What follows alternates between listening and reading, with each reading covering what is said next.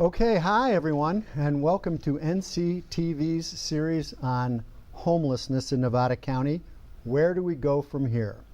My name is Al Dover. I'm a retired Superior Court judge from here in Nevada County, and more importantly, your host for this segment of Where Do We Go From Here.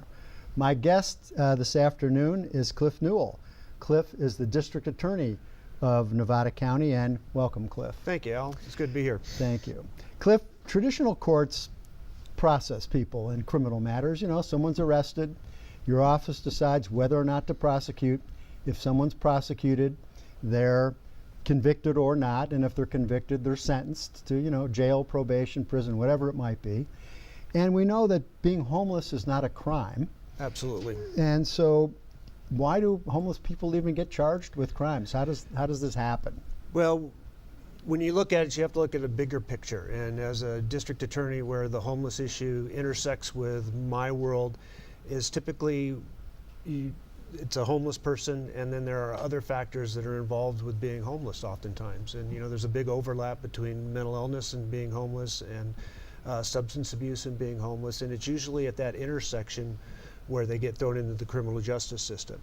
What we've had to do in our world to try to be fair is to go to a more person-centric view of the people who are referred to as for prosecution. Are they referred to as just because they're homeless and they keep getting in these what we call the quality of life crimes, where it's either loitering or violating camping ordinances? And for their own safety and for the safety of the community, oftentimes law enforcement will cite them or arrest them even and start them through the system. And then that's where I think it's incumbent that your district attorney's office and the folks that work for me, we look at who we're prosecuting. They're not just another number that are rolling through our system. We try to take a view of why they're being prosecuted, why they're being referred.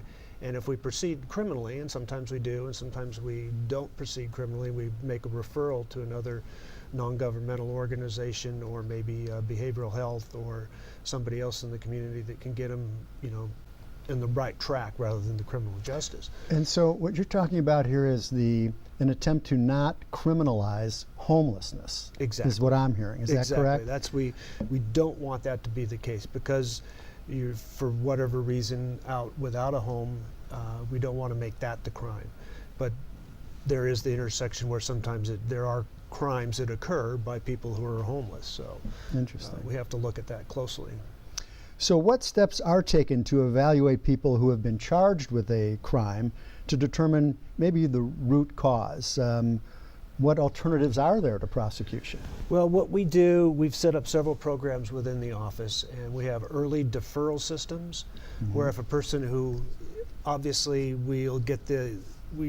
they're listed on the report as transient, or actually they say homeless on there, and we look at that and we look, is there going to be any benefit out of prosecuting this person for a crime, or maybe do they have resources to do something other? If we really think they need to be redirected, we can put them through a deferral progress where we can refer them to a low-cost class, and they can take that class and maybe get some education, and then be just the whole case dismissed, not even go forward with it.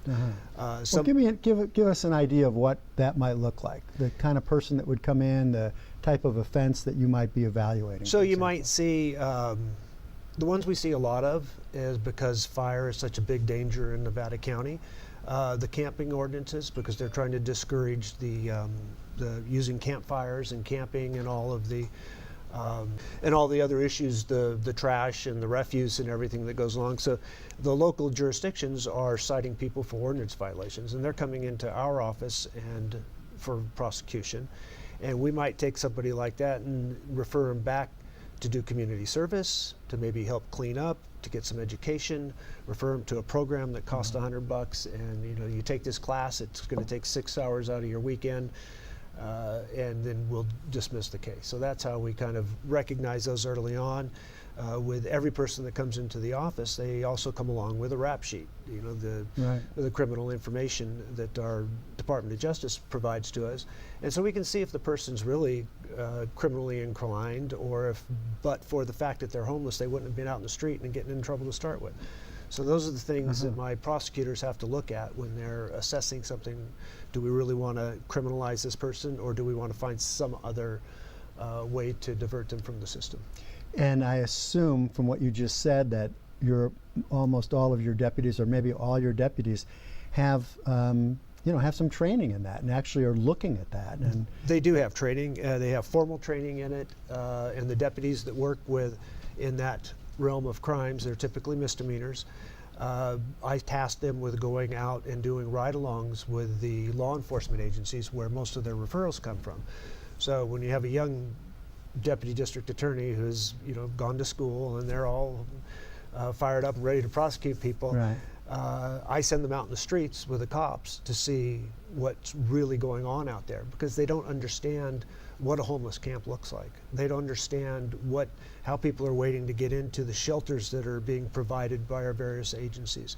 They don't understand necessarily that a person, although they're homeless and there's a shelter for them, because they're a substance abuser also, they can't get into a particular shelter.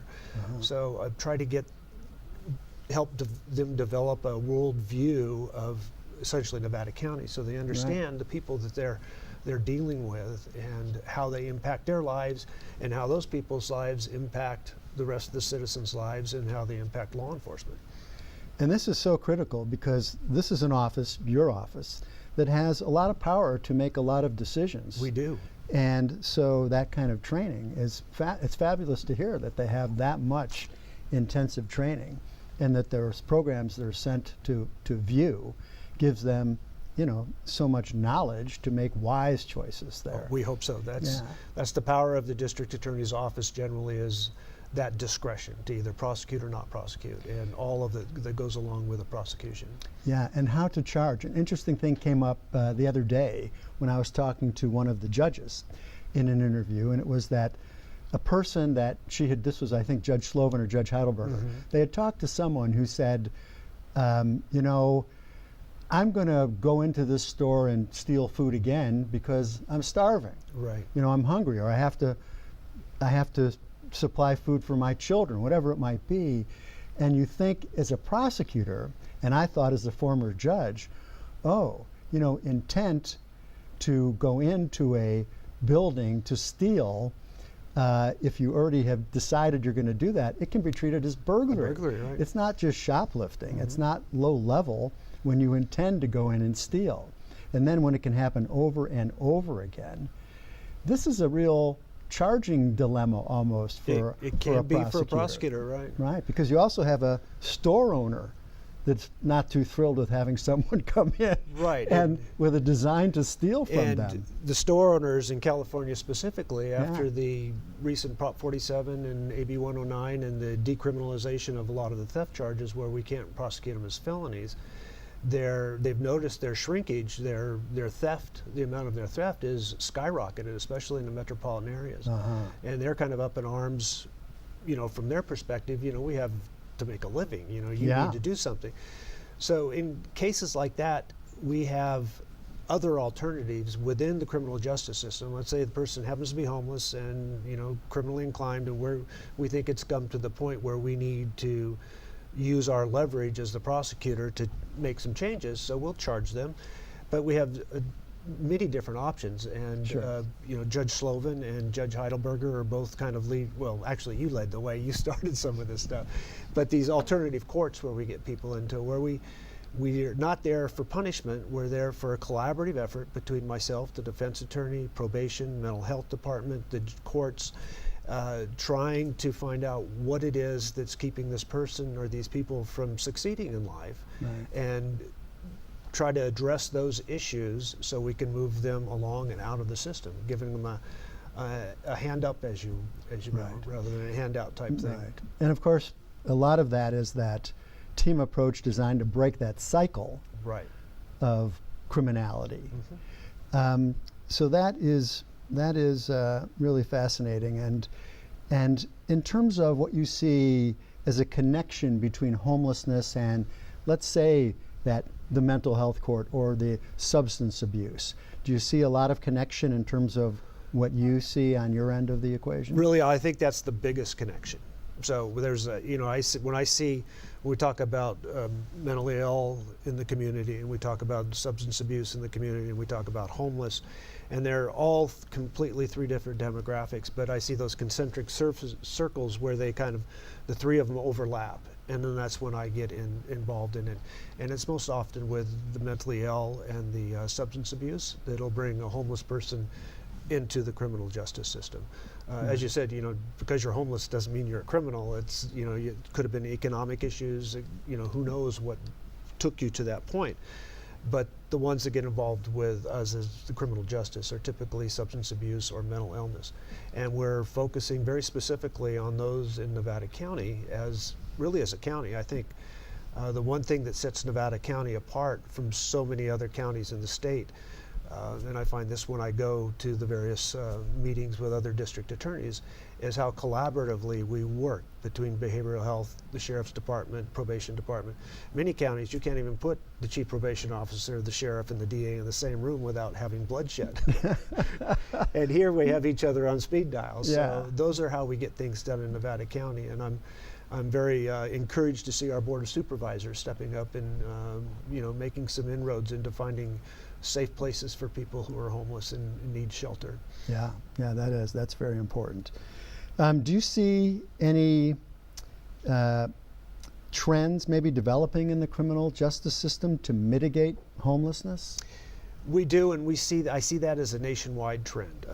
One of the things, besides all of the efforts that our Board of Supervisors, our CEO's office, and behavioral health are doing towards sheltering, then we're looking at the root causes now, and that comes back to my section where there's substance abuse or mental illness, and so we're trying to recognize those root causes early on and treating those, and in treating those, I think, is the solution to kind of ending the homelessness for certain people. You bring them out of the system by treating the cause.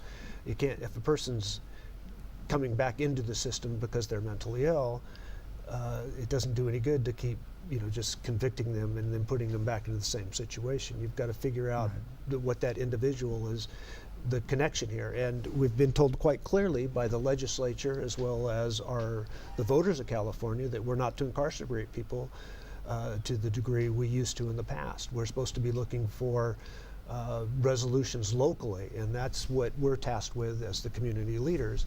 Is we have to change our paradigm and the dynamic within which we work to start looking at what are the root causes within our community that are bringing people into the criminal justice system, and then figuring out better ways that get them out, not just incarceration, but a good example is I am in court almost every morning doing the in custody. So I see the people who are coming in on a daily basis. It keeps me connected with what's going on in the community and what the type of people are that are being prosecuted and arrested. But I also have a couple of phone numbers taped inside my court bucket where I keep the files, people with behavioral health and some non-governmental organizations. So when I see somebody that is homeless or maybe mentally ill or has some aspect that I think could be addressed earlier rather than later, I'll just, while I'm sitting in court, actually, I'll send a text message or an email, and people will connect with them in the jail. And that's where we really have to be proactive in order to start decreasing the roles that we have in the jail of both homeless people that get arrested because they're mentally ill or the substance abuse, start attacking those substance abuse issues and get them some treatment so they're not packing up our court system and our jails. Exactly. And save the jails for the people who are really doing bad things. Yeah. And a lot of people don't really appreciate how expensive it is to incarcerate people as opposed to provide treatment. Right. And it's been an ongoing debate about, is it you're just being soft on criminals, but no, we're being soft on our pocketbooks too. We're charged, myself as a district attorney, I'm given a budget and I'm expected to be a good steward of the public's money. And part of that is finding economical ways to keep the public safe. Exactly. I don't always do a cost-benefit analysis of what it's going to cost to prosecute somebody versus but I do know that if we can avoid the criminal justice system to some extent, we do save money in the long run. And then I have money to prosecute the really bad guys. Exactly. Yeah. And I'm pretty sure the statistics have borne out that people that graduate from drug courts, from the alternative courts.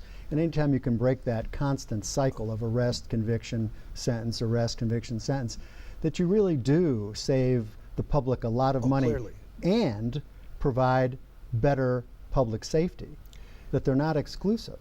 Better public safety and better public wellness. I'm looking at it as a community, because when you break somebody the cycle of being a criminal, for whatever reason they're in there, suddenly they ultimately get a job, they get an education, they get their kids back, they start paying, so they're not on the welfare rolls, they buy a house, they start paying taxes. Yeah. We've seen this over and over again, especially in the adult drug court, where Sure. rather than spending hundreds of thousands of dollars on them over the course of their criminal career, they're putting back into our community in very significant ways.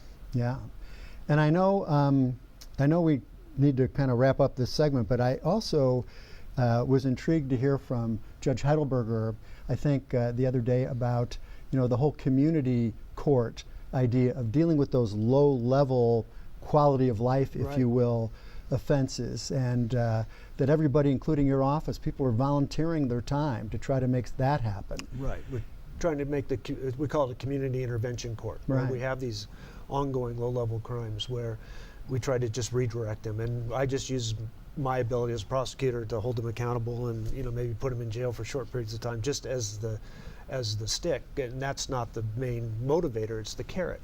Right. And we've learned over years that people respond better to attaboys and succeeding. Yeah.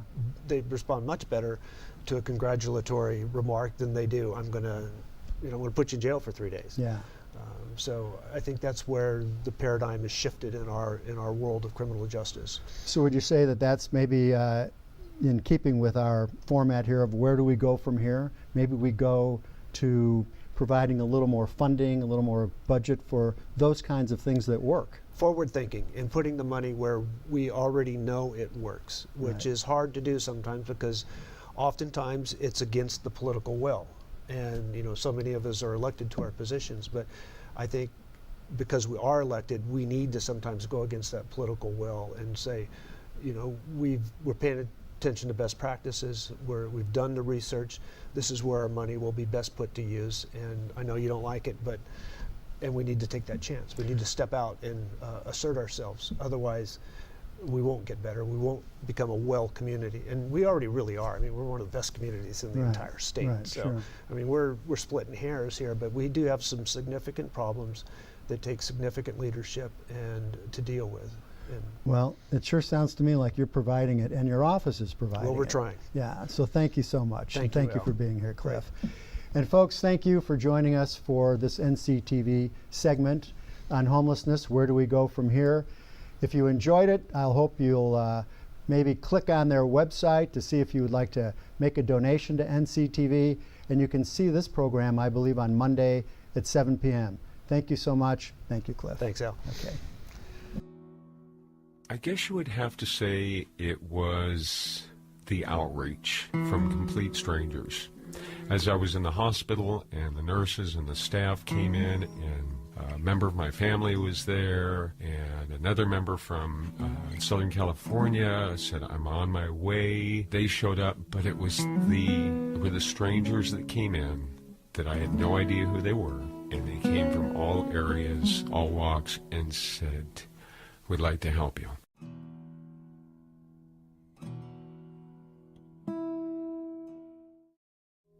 This series is made possible by the generous donation of Stiefel Financial and viewers like you. Thank you. Welcome back to Where Do We Go From Here? This is a series of programs on Nevada County Television. This series devoted to the issue of homelessness in Nevada County. And with us today we have Tex Ritter, who is Director of Housing and Child Support Services for the county. Welcome, Tex. Thank you. It's great to have you here, and particularly because you're incredibly informed about the issue of housing in particular. It's part of my job. Yeah. And so I wanted to really inform the public, educate the public as to what your job entails with housing and what are the options that are available to the public. Sure. Let's start with some of the programs that Nevada County offers for its low-income, residents. We have a number of programs, including, and I'll just keep it really simple in terms. I won't use the official terms, but we have what we call our down payment assistance program. I love this program. So what this is for low to medium income families or individuals. And you could go to my website. If you go to mynevadacounty.com and type in housing, you'll see what the income chart levels are. But basically it allows starters, people to buy a starter home. The maximum home price that they could purchase a home is for $333,000. But the county will lend up to $90,000 as a second. So basically we're providing your down payment so you won't have to provide any down payment. Well, what that looks like is this $90,000, the first payment is not due for 30 years and it's low interest. Currently it's at 3%.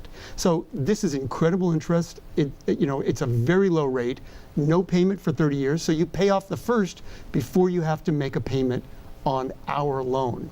And then when you make payments on our loan, we reinvest that in the community to provide other down payment assistance grants and loans to other individuals. So it's really a useful tool and it's for first-time homebuyers, to get a foot into the market, to get a starter home, and to be able to, to live in the county as opposed to paying rent. One of the real benefits of housing in the United States, as we found, is not only do you get a write-off, so you will see more of your income, come tax time, but homes appreciate. So it's sort of like bond financing. And I don't want to get too technical for people, but basically a bond-like investment is an investment that grows throughout ages. It's basically like interest. And what we know from rent is that over time, rent generally increases. Well, housing values increase, but when you have a mortgage, your mortgage rate is generally stable. In today's economy, there are very few flexible rate loans. You're more likely going to get a fixed rate loan because the interest rates are low. So you will know what your housing costs are going to be for the next 30 years quite easily. And that's one of the benefits of housing. And the house appreciates. So you actually work towards providing for yourself while you're working into retirement. It's a great investment. Another program that we have are our housing preservation grants. And what that involves is, let's say that you're low income, your house needs something because of health, safety, or welfare, and you can't buy it. It could be a hot water heater, it could be flooring, it could be a ramp because now you have mobility issues and you need a ramp. It could be a new roof. It could be a number of different things. And we will provide a grant or a low interest loan to help you get that infrastructure improvement to your home, and so that you could stay in your home. What this does is it allows poor people to stay in their homes as opposed to not being able to afford to live in them, having the home condemned, and having to basically find housing. Another one of our programs is we have rental deposit assistance. So what that means is that if you're on the verge of being homeless, we will provide up to $2,000 in a loan/grant. And I say loan/grant because if you stay longer in that property for longer than 6 months, it's completely forgiven. You own that money. So that means that when you eventually do move out, that $2,000, that rental deposit is for you so that you can take it to your next rental. So that's a great program for people. We can also tie that with certain other programs in the county to provide assistance in order to get your first month's rent. So this is to help homeless people to get into housing. So those are 3 of the programs that we offer that I'm very proud of, and we're having great success in Nevada County. And again, these are free programs. The county offers them to low to moderate income residents. You could be single, you could be a family. The income levels are based upon family size, so that's one of the criteria. But go to our website. We have the applications online you could fill out. There's the chart to see if you qualify, and it's mynevadacounty.com, and in the search bar, just type housing. Does that help? It's great. Yeah, I'm wondering, the line must be a mile long because these options sound fantastic. How many clients are you serving? What's your, kind of record of how that works? approximately 8 down payment assistance loans per year. We're limited to the amount of funding that we have available and the amount of time that it takes to process loans. So we're only able to do 8. We're looking at streamlining our procedures with the assistance of the state and the county in order to be able to accomplish more loans per year. And that's something that we hope to offer in the near future. But at this point, we can generally do about 8 loans per year, which is not a lot. But when you consider that the maximum home price for this program is $333,000, there aren't a lot of homes at that level. Right. Which probably brings us to our next point, and that's providing affordable housing, right? Right. So let's talk about affordable housing and why it's important. Throughout this program, where do we go from here? There's been a lot of talk about homelessness, homeless prevention, and how do we deal with the issue of homelessness. The programs that I like to support are really programs that deal with homelessness prevention. And that's important. Once an individual is homeless, you've got a lot of issues. And if they're not able to find appropriate housing, it's not too long before they lose their job. The main reasons are sanitary hygiene, and that they just aren't able to keep their clothes safe, so they have to wear the same clothes. They don't have the ability to wash them, and then they're not really all that employable. Then oftentimes that leads into self-medication, either drug use, alcohol use, and then they deal with the harsh realities of living in the harsh realities. What that causes is, it can cause some behavioral health issues. So when you get to working with the homeless population, you're dealing with not just providing housing. That's not going to solve the issue. You have to deal with more expensive and service-related issues, such as behavioral health issues, substance use issues, and some people use crime as a way to supplement their income. When you're having to deal with those issues, housing isn't going to solve it. Right. But maybe we could prevent it, and there are much more affordable ways of doing that. And one of the ways is by providing affordable housing. If housing is affordable, then you're going to keep people from becoming homeless. So let me give you a personal experience that I had. Recently, I was at a conference in Orange County, and because I like to do outdoor things, I brought my bike with me. So I took a bike ride, and I went along the bike path in Orange County. Now we're talking Anaheim, the home of Disneyland, a very affluent community. And I figured, okay, I'll just take the bike path. They have a Santa Ana River, and there are miles. And I'm not talking just 1 or 2. I'm talking, tens of miles of bike path there. So when I got on the bike path, I was not expecting there to be homeless encampments, people living in tents for miles. We're talking more than thousands of people. And I looked at this, and then I started doing research. 10 years ago, Orange County's homeless population was about 0.3% of its population. Coincidentally, that's what Nevada County's homeless population is. It's about 0.3% of our population right now. Right now, yeah. Now, the homeless population in Orange County exceeds 1.5%. It's over 20,000 individuals. And what happened in Orange County, I could see happening in Nevada County as well. They focused on the immediate threat, the homeless problem. They put their money and resources towards that without trying to change the population's consideration of accepting affordable housing.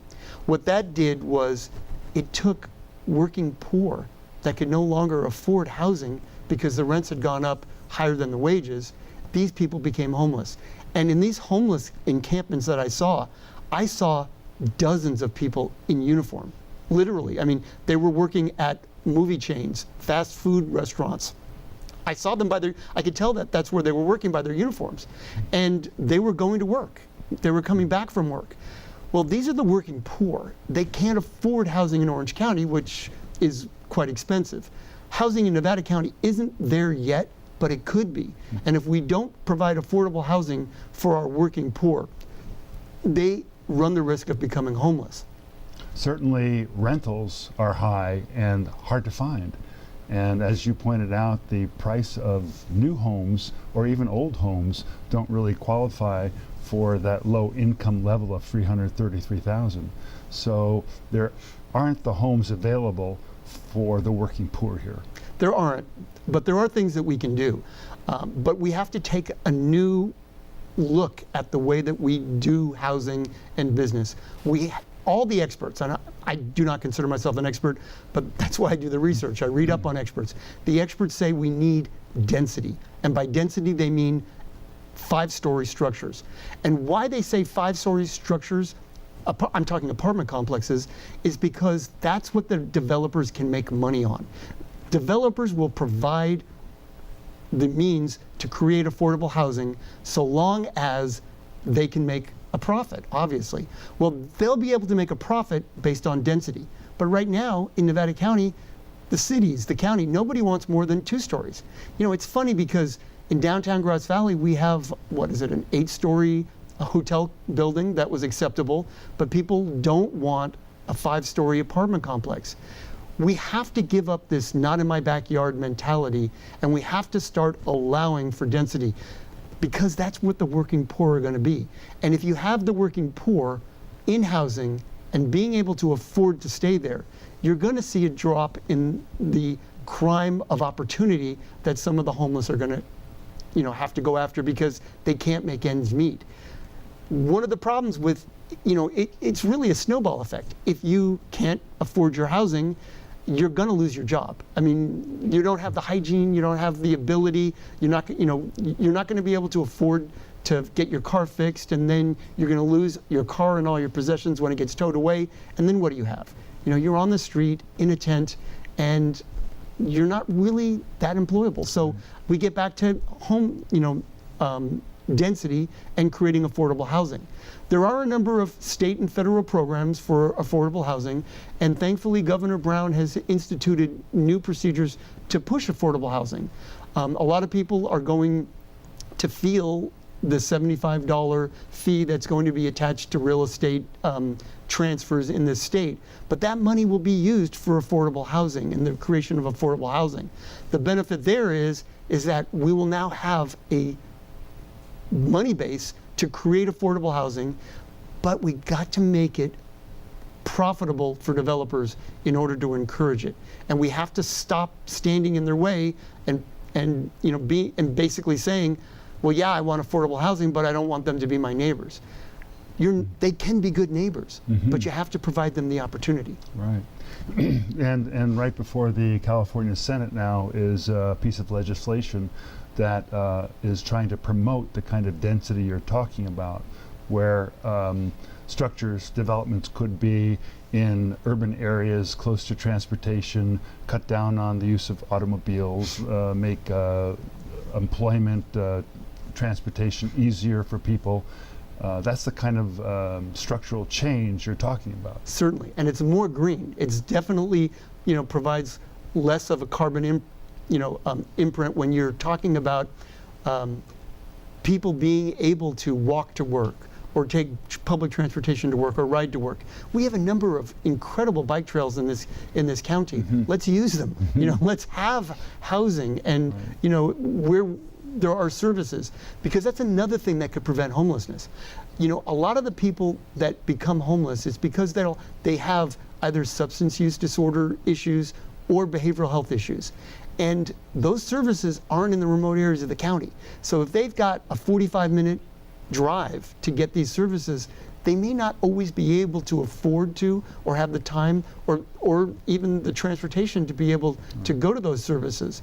Whereas if they're in the urban cores, and by urban core, I don't, we obviously in Nevada County don't have a very big urban core, but we do have 3 cities, 2 cities and a town, that can provide this type of dense housing close to services that can help prevent people from becoming homeless. I think one of the things I'm seeing is how the social fabric works, and there has to be this give and take, that in order to provide for our own community safety, hygiene, fire danger, that sort of things, we have to provide for others who need that kind of security of a home base. And it might mean giving up a little bit of either our money for taxation purposes or the feeling of a neighborhood which would accommodate more of the dense kind of structures you're talking about. Absolutely. And the dense structures aren't really a problem. They don't have to be a problem as long as they're managed well, and there's a lot of affordable housing complexes that are managed well. And there's also this mixed use affordable housing complex situation that happens. So here's what a developer can do if we allow them to, and that's part of the thing. We've got to allow them to build these five-story buildings. What they will do is they'll take the top 2 stories and make those luxury units, large luxury units that they can sell for, top dollar, and then they'll have a number of smaller units on the 2nd and 3rd floors, and then the 1st floor will be commercial. So you'll have a mixed use, but there's a lot of profitability in those for developers. There's a lot of encouragement. We don't allow for that right now very often, but it is possible. Some cities and some states do that type of development, and they're highly successful, because what you'll have is you'll have desirability, you'll have the high income, or the relatively affluent or somewhat affluent living in the same building as the low income workers. And so you have a mechanism to provide for people that are worried about it all being poor, and there's going to provide, it's going to bring in crime. It doesn't have to be that way. Right. Okay, well, you've heard from Tex Ritter. Hope the city council members are listening, the public is listening. These are some fantastic options that are very doable. They can happen here in our own community. This is something we can take responsibility for. I want to thank you, and I want to encourage you to go to Tex's website once again. mynevadacounty.com, and that's the regular website for the county, but there is a search bar, and so anything that you're looking for in the county, all you have to do is type it into the search bar and it will come up. So if you type in housing, you'll come to our housing page, and then you can find out information about our down payment assistance program and the other housing programs that we offer throughout the county. Well, thank you, Tex. This has been great. I want to also tell the viewers that Where Do You Go From Here has really come up with some suggestions, some real clear ideas as to next steps to take. So hopefully continue to watch us Monday nights, 7 p.m. NCTV. Thanks a lot.